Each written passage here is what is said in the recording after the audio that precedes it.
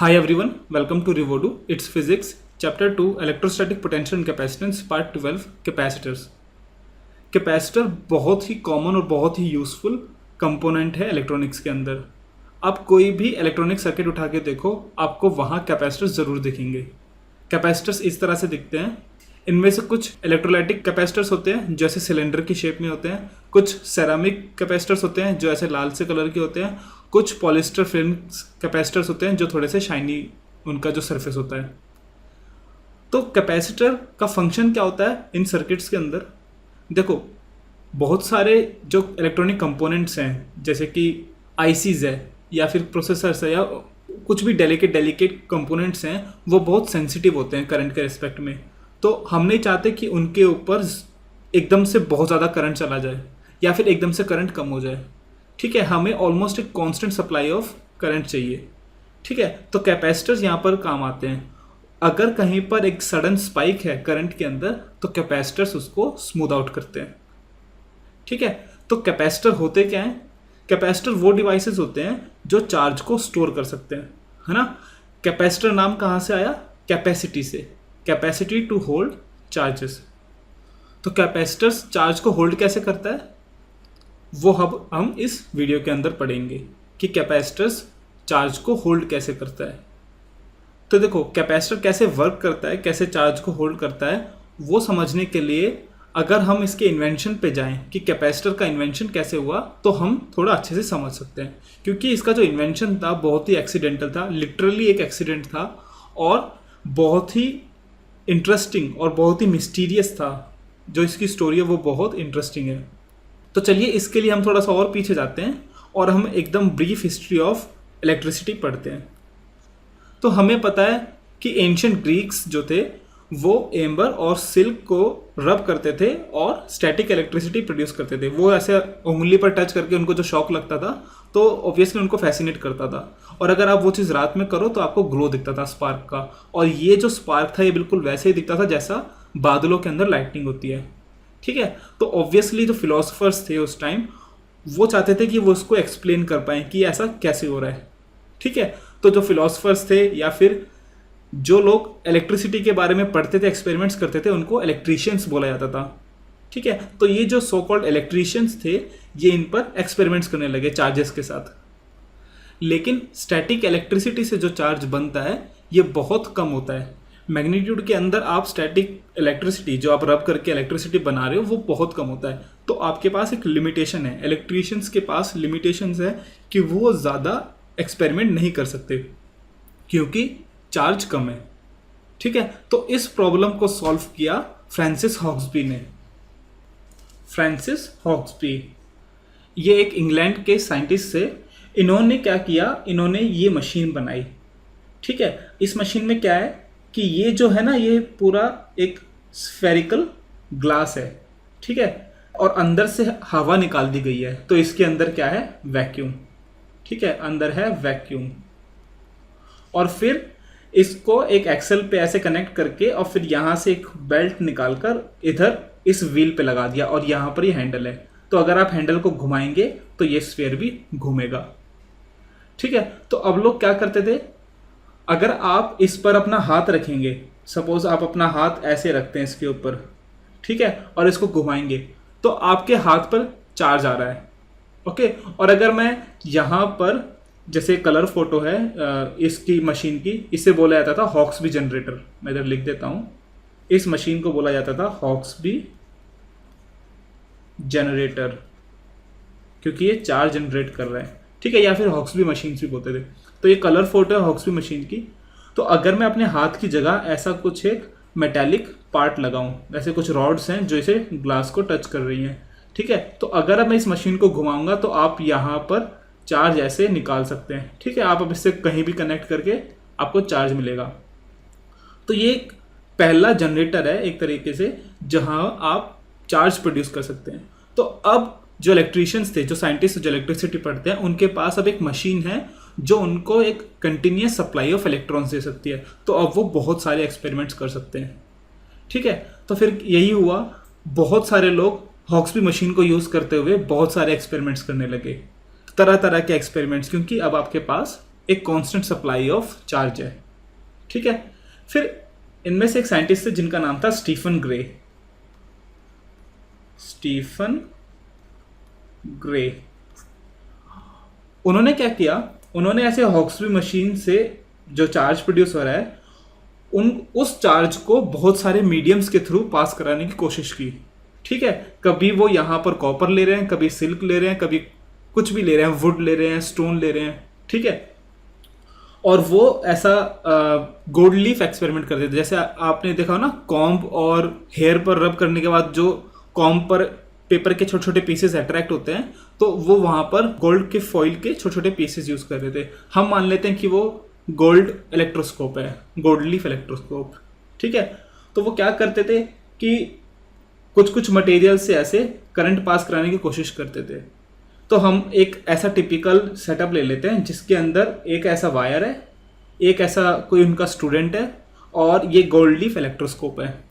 ठीक है, तो अगर यहाँ से चार्ज इधर आ रहा है, इसका मतलब क्या है कि ये जो गोल्ड लीफ इलेक्ट्रोस्कोप है ये ऐसे खुलेगा, है ना, ऐसे ऐसे खुलेगा क्योंकि इधर रिपल्शन होगा।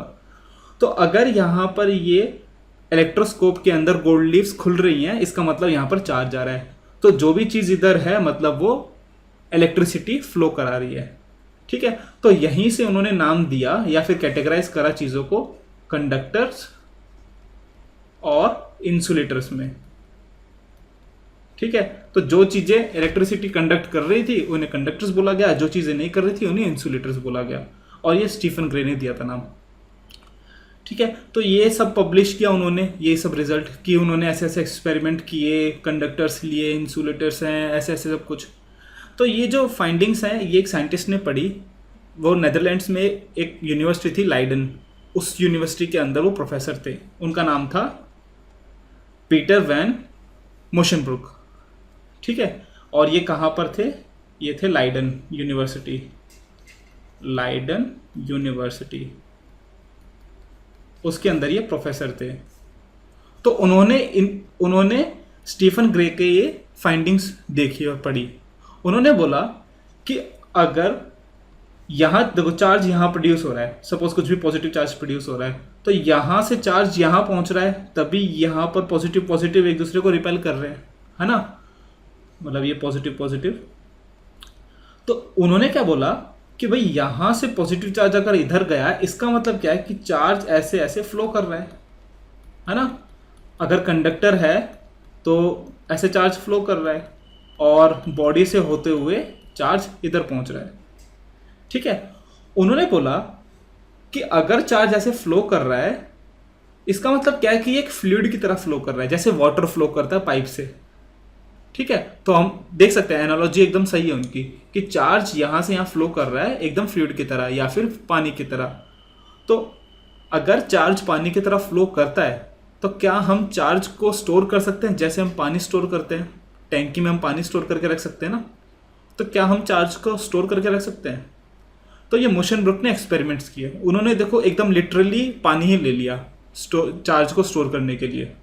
उन्होंने क्या किया, उन्होंने हॉक्सबी मशीन ली, हर आदमी, हर साइंटिस्ट हॉक्सबी मशीन को यूज़ कर रहा था। ठीक है, उन्होंने हॉक्सबी मशीन ली और उन्होंने सोचा कि अगर यहाँ से चार्ज बन रहा है तो वो चार्ज यहाँ कंडक्टर से होते हुए इस पानी में आ जाएगा। और ये उन्होंने अरेंजमेंट क्या बनाया, ये तो है एक ग्लास जार, ये शायद आयरन है, आयरन लिया था उन्होंने या कुछ भी कंडक्टिंग चीज़। ठीक है, और ये पानी है, और ये है इंसुलेटर। ठीक है, और ये ब्लू वाला वाटर है। उन्होंने क्या बोला कि अगर चार्ज फ्लो कर सकता है तो शायद ऐसा होगा, चार्ज सपोज कोई पॉजिटिव चार्ज है, यहाँ से फ्लो करते हुए ऐसे फ्लो करते हुए पानी के अंदर आ जाएगा। ठीक है, और इंसुलेटर किस लिए रखा, ताकि ये चार्ज ज़मीन में ना जाए। ठीक है, इस टाइम तक इंसुलेटर की जो क्लासिफिकेशन है वो हो चुकी थी, वो स्टीफन ग्रे ने कर दी थी। ठीक है, तो उन्होंने क्या किया, ये मशीन को घुमाया इस व्हील को, और उन्होंने सोचा यहाँ पर पॉजिटिव चार्ज आ जाएगा, तो फिर उन्होंने यहाँ पर अपनी जीभ लगा के चेक करने की कोशिश की कि कुछ चार्ज आया कि नहीं आया। और यहाँ पर बड़ी इंटरेस्टिंग बात बताता हूँ, उस टाइम तक सारे साइंटिस्ट है ना अपनी जीभ से टेस्ट करते थे कि कितना चार्ज है भी कि नहीं है। ठीक है, तो उन्होंने जब यहाँ पर अपनी जीभ लगाई तो उनको कुछ भी महसूस नहीं हुआ, कि उनको लगा भी नहीं कि कुछ चार्ज अंदर बना भी है। ठीक है, तो उनको लगा कि शायद कुछ कहीं वायर लूज हो गया होगा या फिर एक्सपेरिमेंट ढंग से नहीं हुआ, तो बार बार कर रहे थे, जैसे हर साइंटिस्ट करता है, बार बार एक्सपेरिमेंट करो ताकि कोई भी ज़रा सी भी चीज़ ऐसी ना रह जाए कि उसकी वजह से वो एक्सपेरिमेंट ख़राब हो जाए। ठीक है, तो वो बार बार कर रहे थे। एक दिन क्या हुआ, वो गलती से इंसुलेटर से उठाकर उस जार को हाथ में पकड़ लिए। ठीक है, तो सपोज ये उनका हाथ ऐसे है, उन्होंने वो हाथ में पकड़ लिया। ठीक है, और फिर उसके बाद उन्होंने ये मशीन घुमा दी। अब क्या हुआ, अब ऑब्वियसली जैसे पॉजिटिव चार्ज पहले जा रहा था ऐसे पॉजिटिव चार्ज जा रहा है। ठीक है, और बट उन्होंने ध्यान नहीं दिया कि उन्होंने हाथ में पकड़ा हुआ है हवा के अंदर, इंसुलेटर पर नहीं रखा हुआ। ठीक है, और इसके करने के बाद उन्होंने फिर अपनी इधर जीभ लगाई, और इस बार उनको इतना खतरनाक शॉक लगा, वो बोलते हैं I wouldn't do it for all the kingdom of France. इतना खतरनाक शॉक था वो। ठीक है, तो देखो उन्होंने एक तरीके से अब यहाँ पर एक तरीके से चार्ज को स्टोर कर लिया। ठीक है, वो सक्सेसफुल रहे। अगर आप यहाँ से कनेक्शन हटा दो ना ये चार्ज करने के बाद, तो अब आप चाहे से इस जार को घंटों तक रख लो या फिर दिनों तक रख लो, डेज तक इसके अंदर चार्ज कंटेन रहता था। ठीक है, तो वो सक्सेसफुल रहे, और यहीं से इसका नाम आया लाइडन जार, क्योंकि वो लाइडन यूनिवर्सिटी के थे, तो इस जो जार है इसको बोला गया लाइडन जार। अब देखो सब कुछ सही है, लेकिन इस चीज को एक्सप्लेन कैसे करें। देखो भाई, हमें पता है कि अगर इंसुलेटर है, अगर हम इंसुलेटर पे रखे हैं तो यहां पर तब मैक्सिमम चार्ज होना चाहिए, क्योंकि अब यहां से चार्ज लीक नहीं हो सकता, क्योंकि ये इंसुलेटर पर रखा हुआ है, ऊपर से चार्ज आ रहा है, तो इसी के अंदर रहना चाहिए। लेकिन जब मोशन ब्रुक ने उसको हाथ में पकड़ा तो उनके हाथ से होते हुए, उनके जूते से होते हुए जमीन में चला जाएगा, क्योंकि हम कंडक्टर है। हमने यहां पर जस्ट अभी देखा कि इंसान कंडक्टर होता है, तो जब हमने कंडक्टर रखा पास में तब तो यहाँ पर बहुत सारा चार्ज आ गया जो कि नहीं आना चाहिए था, और जब इंसुलेटर रखा तो चार्ज नहीं आया। इसी को बोला गया लाइडन जार मिस्ट्री, कि भाई ऐसा कैसे हो सकता है, इसको एक्सप्लेन कैसे करें। ठीक है, और ये बहुत ही इंटरेस्टिंग और बहुत ही पजलिंग चैलेंज था साइंटिस्ट के लिए उस टाइम, या फिर हम बोले इलेक्ट्रिशियंस के लिए, कि इसको कैसे एक्सप्लेन करें। अब मैं यहाँ पर बताता हूँ आपको। सबसे पहली बात, ये जो हमने पॉजिटिव चार्ज लिया ना, ये अभी मैं जस्ट आपको बताने के लिए लिख रहा हूँ। उस टाइम तक पॉजिटिव नेगेटिव चार्ज का कोई फंडा नहीं था, बस चार्ज था कि चार्ज होता है। पॉजिटिव नेगेटिव का जो फंडा वो दिया बेंजामिन फ्रैंकलिन ने। ठीक है, तो बेंजामिन फ्रैंकलिन ने जब लाइडन जार मिस्ट्री पढ़ी तो उन्होंने पॉजिटिव और नेगेटिव चार्ज का फंडा दिया। वो कैसे पहुंचा अभी उस पर हम नहीं चलते, मैंने इलेक्ट्रोस्टैटिक्स ए में बताया था। ठीक है, तो उन्होंने बताया कि कुछ चार्ज पॉजिटिव होते हैं, कुछ चार्ज नेगेटिव होते हैं। तो जब बेंजामिन फ्रैंकलिन ने पॉजिटिव नेगेटिव चार्ज का फंडा दिया तो फिर लोगों ने फिगर आउट किया कि हाँ भाई यहाँ पर एक्चुअली में हो क्या रहा है। तो देखो लाइडन जार मिस्ट्री है क्या, ये कैसे सॉल्व करें।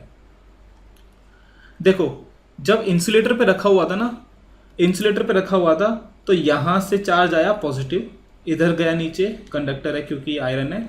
ठीक है, और यहाँ पानी में आने के बाद वो चार्ज पॉजिटिव फैल गया। ठीक है, अब देखो अब मैं यहाँ पर ना अगर और पॉजिटिव चार्ज डालूंगा तो ये जो पॉजिटिव चार्ज है ये इसके ऊपर एक रिपल्सिव फोर्स लगाएंगे, ऐसे अंदर नहीं आने देंगे और पॉजिटिव चार्ज को, क्योंकि यहाँ पर अब रिपल्शन लगेगा। ठीक है, लेकिन जब मोशन ब्रुक ने उसको हाथ में पकड़ा, जब उनका हाथ ऐसे था तब क्या हुआ, तो देखो अभी भी पॉजिटिव चार्ज नीचे आ रहा है ऐसे। ठीक है, अब देखो पहला पॉजिटिव चार्ज नीचे आया, सपोज वो इधर आ गया पॉजिटिव चार्ज एक। अब ये पॉजिटिव चार्ज क्या करेगा, जो मोशन ब्रुक के हाथ में इलेक्ट्रॉन्स हैं उनको अपनी तरफ खींचेगा।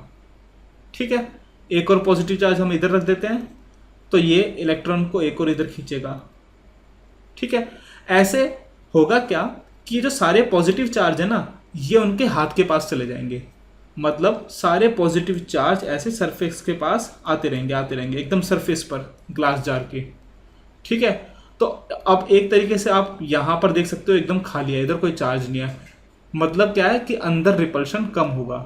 ठीक है, तो अगर यहाँ पर मान लो 10 लाख पॉजिटिव चार्ज आ रहे थे या 10,000 लगा लेते हैं, ठीक है। अब यहाँ पर 10,000 से कहीं ज़्यादा आ सकते हैं क्योंकि अब पॉजिटिव चार्ज इधर सरफेस पे चिपक गए, ठीक है। या फिर हम ऐसे बोल सकते हैं कि ये जो इलेक्ट्रॉन्स हैं जो मोशन ब्रुक के हाथ पर है वो उनको अट्रैक्ट कर रहे हैं, ठीक है, कि नीचे आओ नीचे आओ और आओ और आओ। तो ये जो नेगेटिव इलेक्ट्रॉन्स है ना जो बाहर से इन्फ्लुएंस कर रहे हैं इसको, इसी की वजह से इसके अंदर ज़्यादा चार्ज आ सकता है। और ये इलेक्ट्रॉन्स कहाँ से आ रहे हैं? देखो उनका हाथ अगर ऐसे है, अपन एक हाथ ऐसे बना दें और ये बॉडी है, तो ज़मीन से होते हुए इलेक्ट्रॉन्स उनकी बॉडी में जा रहे थे, ठीक है। तो अगर यहाँ पर 1 लाख इलेक्ट्रॉन्स हैं, 1 लाख पॉजिटिव चार्ज है, तो अगला नेक्स्ट पॉजिटिव चार्ज आएगा तो एक और इलेक्ट्रॉन ऊपर चला गया, तो जितने पॉजिटिव चार्ज उतने इलेक्ट्रॉन, अल्टीमेटली ये भी भर जाएगा, ठीक है। अल्टीमेटली इसमें भी ऐसा होगा कि इस पर अब ऊपर चार्ज लगेगा, हाँ भी काफ़ी हो गए, काफ़ी पॉजिटिव चार्ज आ गए, अब नहीं ले सकते और, ठीक है। लेकिन वो जो स्टेज है वो इसके मुकाबले कहीं बाद में आएगी, ठीक है। इसका मतलब क्या है कि यहाँ पर जो चार्ज स्टोर हुआ वो कहीं कहीं ज़्यादा है जो यहाँ पर चार्ज स्टोर हुआ, इसे क्यू डैश बोल देते हैं, ठीक है। तो ये थी सॉल्यूशन ऑफ लाइडेन जार, ठीक है। तो यहाँ ढंग से बनाते हैं, नेगेटिव चार्ज बाहर से आया, वो सरफेस के पास ऐसे रहा, ठीक है, ये नेगेटिव चार्ज, और ये नेगेटिव चार्ज उन पॉजिटिव चार्ज पे फोर्स ऑफ अट्रैक्शन लगा रहे थे, इसलिए अब हम यहाँ पर ज़्यादा पॉजिटिव चार्ज अकोमोडेट कर सकते हैं, ठीक है। तो अब हम एक तरीके से यहाँ पर कह सकते हैं कि हाँ हम चार्ज को स्टोर कर सकते हैं, क्योंकि देखो ये पॉजिटिव और नेगेटिव मिल नहीं सकते, क्योंकि यहाँ पर एक ये इंसुलेटिंग मटेरियल है, इंसुलेटर है क्या, ग्लास, ठीक है। तो अगर मैं इस जार को उठा के अब कहीं भी रख दूं तो भाई मैं काफ़ी देर के लिए या काफ़ी दिनों के लिए उस चार्ज को स्टोर करके रख सकता हूं, ठीक है। और यही होता है कैपेसिटर, ठीक है, यही है कैपेसिटर। तो लाइडेन जार जो था वो बहुत ही प्रिमिटिव फॉर्म ऑफ कैपेसिटर था, ओके। तो देखो कैपेसिटर कहीं भी आए ना, कैपेसिटर का एक ही मतलब होता है, कोई भी चीज़ अगर चार्ज को स्टोर करके रख सकती है तो वो कैपेसिटर है, ठीक है। तो देखो ये तो पुराना एक तरीके से प्रिमिटिव फॉर्म ऑफ कैपेसिटर था। हम जो पढ़ेंगे वो एक्चुअली हम नेक्स्ट वीडियो के अंदर पढ़ेंगे, वो है पैरेलल प्लेट कैपेसिटर। लेकिन उससे पहले हम कैपेसिटर के बारे में थोड़ा सा अच्छे से एक जनरल आइडिया बना लेते हैं कि कैपेसिटर होता क्या है।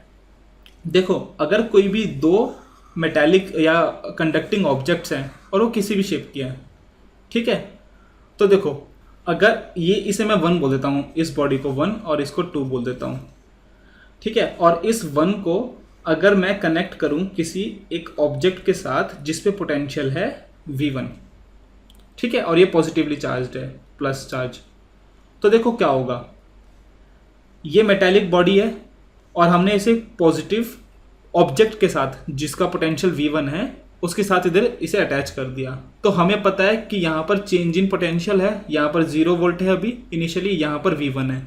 तो अंदर जो भी इलेक्ट्रॉन्स हैं, अंदर जितने भी इलेक्ट्रॉन्स होंगे जो पहले ऐसे फैले हुए थे, अब उन पर एक नीचे की तरफ फोर्स लगेगा, है ना। हमें पता है कि पोटेंशियल, अगर पॉजिटिव पोटेंशियल है वहाँ पर इलेक्ट्रॉन जाते हैं, ये मैं इधर साइड बता देता हूँ क्यों। देखो अगर यहाँ से यहाँ जाने पे पोटेंशियल बढ़ रहा है, मतलब ये पॉजिटिव है पोटेंशियल, इधर नेगेटिव पोटेंशियल है, तो अगर पोटेंशियल बढ़ रहा है तो इलेक्ट्रिक फील्ड की डायरेक्शन ऐसी होगी, है ना। इलेक्ट्रिक फील्ड की डायरेक्शन में पोटेंशियल कम होता है, ठीक है। तो अगर इलेक्ट्रॉन्स हैं उस पर चार्ज, अगर इलेक्ट्रॉन्स हैं और नेगेटिव चार्ज हो तो उन पर फोर्स कहाँ लगेगा, इधर, मतलब इलेक्ट्रॉन्स पे पॉजिटिव पोटेंशियल की तरफ फोर्स लगता है, ठीक है। तो सब इलेक्ट्रॉन्स पे इधर फोर्स लगेगा, होगा क्या, थोड़ी देर में ये इलेक्ट्रॉन्स इधर आ जाएंगे इसके पास और यहाँ पर एक कुछ पॉजिटिव चार्ज बच जाएगा, ठीक है। अब सपोज ये दूर है, थोड़ा कहीं दूर, ठीक है, यहाँ पर मैं एक दूसरा ऑब्जेक्ट रख देता हूँ जिसका पोटेंशियल है V2 और ये नेगेटिवली चार्ज्ड है, ठीक है। अब ये नेगेटिवली चार्ज्ड है, इसका मतलब क्या है कि यहाँ पर जो इलेक्ट्रॉन्स हैं उन पर इधर फोर्स लगेगा, मतलब इस प्लेट से इलेक्ट्रॉन्स इधर जाएंगे, ठीक है। अब सारे इलेक्ट्रॉन्स इधर आ गए, ओके। तो यहाँ पर जो Q बना बाद में, ये तो एक है पॉजिटिव चार्ज और इधर जो Q बना वो है एक नेगेटिव चार्ज। ठीक है, अभी हम एज्यूम कर रहे हैं कि दूर दूर है, एक दूसरे को ये कुछ इन्फ्लुएंस नहीं कर रहे। ओके, अब देखो यहां पर चार्ज कब तक फ्लो करेगा, जब तक इन दोनों का पोटेंशियल सेम ना हो जाए, है ना। अगर कहीं पर भी पोटेंशियल डिफरेंस है तो चार्ज फ्लो करता है। तो अल्टीमेटली जो जो स्टेट होगी फाइनल स्टेट, वो फाइनल स्टेट कब होगी, जब इसका भी पोटेंशियल कितना हो जाए V1, है ना, और इसका पोटेंशियल कितना हो जाए V2। ठीक है, अभी हमने ये दूर दूर रखे हुए हैं। अब हम क्या करते हैं, इन दोनों को एकदम पास पास लेकर आते हैं। चलो मान लेते हैं इन दोनों को हम पास पास ले आए। ओके, तो देखो होगा क्या, यहां पर इलेक्ट्रॉन्स नहीं है और यहां पर इलेक्ट्रॉन्स हैं।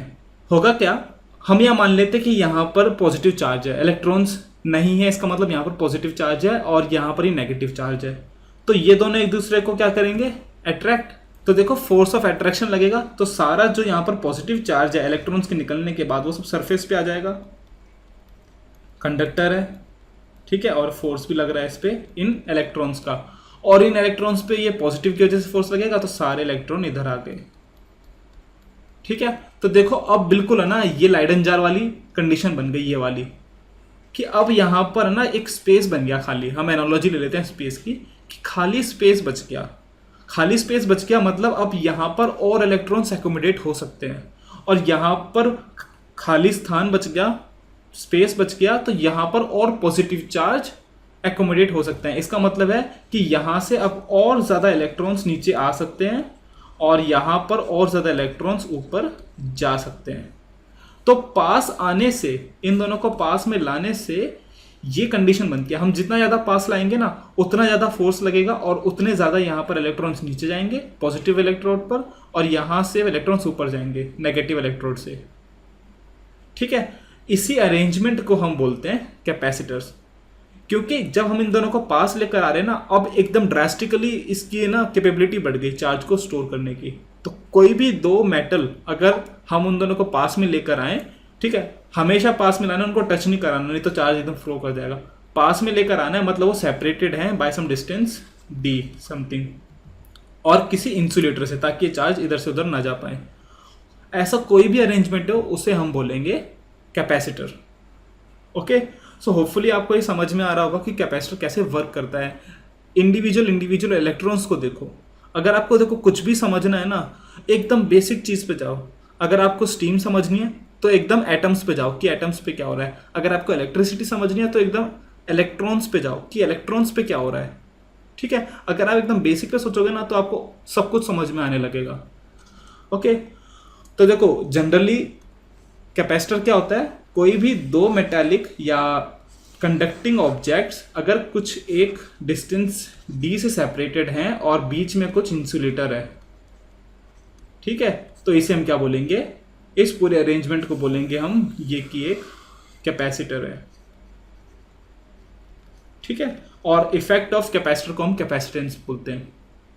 ठीक है, ये कंडक्टिंग है और ये भी कंडक्टिंग है। ठीक है, देखो हम ना एक कंडक्टर से भी कैपेसिटर बना सकते हैं, लेकिन जो दूसरा उसका करस्पॉन्डिंग कंडक्टर है ना, वो हम एज्यूम करते हैं कि वो इन्फिनिटी पर है। ठीक है, देखो हम नेक्स्ट वीडियो के अंदर पढ़ेंगे, जो कैपेसिटर हम जनरली यूज करते हैं वो होता है पैरेलल प्लेट कैपेसिटर। लेकिन कैपेसिटर किसी भी शेप का, किसी भी फॉर्म में, बस ये कंडीशन हो वो कैपेसिटर हो सकता है। ओके, सो मुझे लगता है यहां तक आपको कैपेसिटर समझ में आ गया होगा, कैपेसिटर क्या होता है। लाइडन जार को समझना, लाइडन जार की जो मिस्ट्री थी वहां से आपको समझ में आ जाएगा। ठीक है, अब ये देखो यहां पर जो फाइनल स्टेट बनी, ये इलेक्ट्रॉन्स निकले और यहां पर ये इलेक्ट्रॉन्स ऊपर गए। बाद में भी यहां पर जो पोटेंशियल बनेगा ना वो V1 और V2 ही बनेगा, है ना। चार्ज हमेशा तब तक फ्लो करता है जब तक कि पोटेंशियल सेम ना हो जाए। एक पॉइंट से दूसरे पॉइंट तक चार्ज तभी फ्लो करेगा जब वहां पर पोटेंशियल डिफरेंस हो। अगर पोटेंशियल सेम है तो चार्ज फ्लो नहीं करेगा। तो फाइनली यहां पर पोटेंशियल V1 होगा और इधर V2 होगा। ओके, तो देखो हम यहां से कह सकते हैं कि अगर V1 ज्यादा होगा, V1 बहुत बड़ा होगा, तो भाई यहां पर ज्यादा फोर्स लगेगा इस तरफ इलेक्ट्रॉन्स पे। तो उसका मतलब क्या है कि उस केस में यहां पर ज्यादा पॉजिटिव चार्ज आएगा। और अगर यहां पर V2 बहुत ज्यादा है तो उस केस के अंदर भी यहां पर जो Q चार्ज है, नेगेटिव चार्ज, ये भी बहुत ज्यादा आएगा। है ना। हम जितना ज़्यादा पोटेंशियल इधर लगाएंगे उतने ज़्यादा इलेक्ट्रॉन्स ऊपर नीचे होंगे, ठीक है। तो देखो हम कह सकते हैं कि जो चार्ज ऑन कैपेसिटर होता है is directly proportional to potential difference, ठीक है।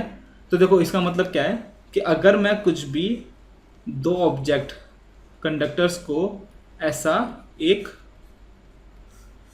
बैटरी से लगा दूं और अगर इसका पोटेंशियल डिफरेंस V है, ठीक है, तो जो चार्ज है, देखो यहां पर एक और चीज बता देता हूं मैं, जो हम कैपेसिटर लेंगे ना हमारे पर्पसेस के लिए, उसके अंदर हम ये मानेंगे कि जो यहाँ पर चार्ज है ना Q, वही इतना ही चार्ज इधर है, बस पोलैरिटी अलग है, नेगेटिव है। तो अगर यहाँ पर पॉजिटिव चार्ज है तो इधर नेगेटिव चार्ज है Q। और जो इन पर जो पोटेंशियल डिफरेंस आएगा, मतलब ये अगर ये V1 है और ये V2 है, तो V1 माइनस V2 बराबर होगा जो पोटेंशियल इधर है V, जिनके साथ हमने इनको अटैच किया है V, है ना। हम यहाँ पर देख सकते हैं कि देखो अगर ये V1 है और ये V2 है तो ये भी V1 होगा, ये भी V2 होगा। तो ये जो पोटेंशियल डिफरेंस है V1 माइनस V2, वही पोटेंशियल डिफरेंस होगा ये V1 माइनस V2, है ना। तो इन दोनों कंडक्टर्स के बीच में भी उतना ही पोटेंशियल होगा जो इन दोनों के बीच में पोटेंशियल डिफरेंस है, ठीक है। तो अगर बैटरी, जैसे बैटरी के दोनों टर्मिनल्स के बीच में पोटेंशियल डिफरेंस अगर V है तो दोनों कंडक्टर्स के बीच में पोटेंशियल डिफरेंस V होगा, ओके। तो बात क्या है, ये जो चार्ज है ना Q, इधर माइनस Q है और इधर Q है, तो जो मैग्नीट्यूड है या फिर किसी एक प्लेट पे जो चार्ज है Q, वो डायरेक्टली प्रोपोर्शनल है V पे। अभी जस्ट हमने इसकी बात की, है ना। और ये जो Q है, याद रखना, ये किसी एक प्लेट पे चार्ज है, किसी भी एक प्लेट का और उसका magnitude. Net charge on capacitor हमेशा जीरो होता है, plus Q minus Q zero. हम ये वाले कैपेसिटर लेंगे, ठीक है, दोबारा बता देता हूँ। सो देखो charge on capacitor is directly proportional to V, जो पोटेंशियल डिफरेंस हमने यहाँ लगाया, या उन दोनों के बीच में जो पोटेंशियल है, उन दोनों के बीच में जो पोटेंशियल डिफरेंस है, ठीक है। और हमें पता है कि अगर हमें प्रोपोर्शनलिटी साइन हटाना है तो हम क्या करते हैं, एक कोई कांस्टेंट लगाते हैं और उस कांस्टेंट को हम बोल देते हैं C, ठीक है। तो देखो इसी C को हम बोलते हैं कैपेसिटेंस, ठीक है। और ये कैपेसिटेंस डिपेंड करता है कि देखो ये एक नंबर है, एक कांस्टेंट है ना, हमने प्रोपोर्शनल साइन हटाया। और ये किस पे डिपेंड करता है कि इन दोनों की शेप कैसी है, इन दोनों के बीच में डिस्टेंस कैसा है ना। जैसे हमने यहाँ देखा, अगर ये डिस्टेंस कम होगा तो इलेक्ट्रोस्टैटिक फोर्स ज़्यादा लगेगा ना, तो मतलब यहाँ पर ज़्यादा चार्ज ऊपर नीचे हो सकते हैं। तो अगर ज़्यादा ऊपर नीचे चार्ज होंगे मतलब एक Q, वो डिपेंड कर रहा है इन दोनों के बीच में स्पेस कैसा है, कितना डिस्टेंस उन दोनों के बीच में, ठीक है। इसके बारे में हम बाद में पढ़ेंगे। अभी के लिए आप ये देखो, Q is equals to CV, Q is equals to CV। तो चार्ज और पोटेंशियल के बीच में ये रिलेशन होता है, ठीक है। या फिर हम यहाँ से लिख सकते हैं कि C is equals to Q by V, okay, ठीक है। अब देखते हैं यूनिट क्या होती है, यूनिट ऑफ कैपेसिटेंस। कैपेसिटेंस की यूनिट हम लेते हैं फैराडे, फैराडे, ठीक है। तो कैपेसिटेंस को हम लिखते हैं कितना, फैराडे है, ओके। और यहां से आप देख सकते हैं कि कूलम पर वोल्ट भी एक हम यूनिट ले सकते हैं। तो देखो एक फैराडे ना बहुत बड़ी क्वांटिटी होती है। एक फैराडे, जैसे एक कूलम हमने जैसे देखा था कि एक कूलम बनाने के लिए बहुत सारे इलेक्ट्रॉन्स चाहिए ना, सिमिलरली एक फैराडे बहुत ज़्यादा क्वांटिटी है, बहुत बड़ी क्वांटिटी। इसीलिए जनरली हम जो भी कैपेसिटर देखेंगे ना, उनके अंदर कितना कैपेसिटेंस होता है, माइक्रो फैरेड के अंदर होगा, नैनो फैरेड के अंदर होगा, पीको फैरेड के अंदर होता है, ठीक है। तो यूनिट ऑफ कैपेसिटेंस होती है फैराडे, याद रखना। और Q is equals to CV, okay. और सिंबल की बात करते हैं कि सिंबल क्या होता है, सिंबल ऑफ कैपेसिटर। तो देखो वो हम नेक्स्ट वीडियो के अंदर पढ़ेंगे कि पैरेलल प्लेट कैपेसिटर क्या होता है। तो पैरेलल प्लेट है ना, इसलिए हम जनरली कैपेसिटर का जो सिंबल है वो ये लेते हैं, हमेशा जनरली नहीं, मतलब यही सिंबल लेते हैं हम कैपेसिटर का। और अगर ये वेरिएबल है ये कैपेसिटर, तो हम एक ऐसा एक एरो लगा देते हैं, ठीक है। तो ये सिंबल लेते हैं हम कैपेसिटर का, क्योंकि हम जनरली पैरेलल प्लेट कैपेसिटर लेते हैं। तो पैरेलल ऐसे लाइन बना के और दो डंडे, ओके। और शायद आपको पता होगा कि बैटरी हम ऐसे बनाते हैं, एक बड़ा डंडा और एक थोड़ा छोटा डंडा, ठीक है। तो बैटरी में और कैपेसिटर में आप हमेशा ध्यान रखना, कहीं कंफ्यूज मत हो जाना। बैटरी के अंदर दोनों जो बार्स हैं वो अनइक्वल लेंथ के होते हैं और कैपेसिटर के अंदर इक्वल लेंथ के, यहाँ पैरेलल प्लेट और यहाँ पर। अच्छा, अब देखो मैं यहाँ पर आपको एक और चीज़ बता देता हूँ। देखो यहाँ पर ये पॉजिटिव है, ये नेगेटिव है, तो अंदर एक इलेक्ट्रिक फील्ड बन रही है ना। हम ऐसा कह सकते हैं कि अंदर इलेक्ट्रिक फील्ड बन रही है। तो अंदर एक इलेक्ट्रिक फील्ड बन रही है, अगर ये इलेक्ट्रिक फील्ड बहुत ज़्यादा हो जाए, बहुत ज़्यादा, तो यहाँ पर जो इलेक्ट्रॉन्स हैं, देखो जो सरफेस पे हैं, उन पे हमेशा एक फोर्स लग रहा है इस तरफ, ठीक है।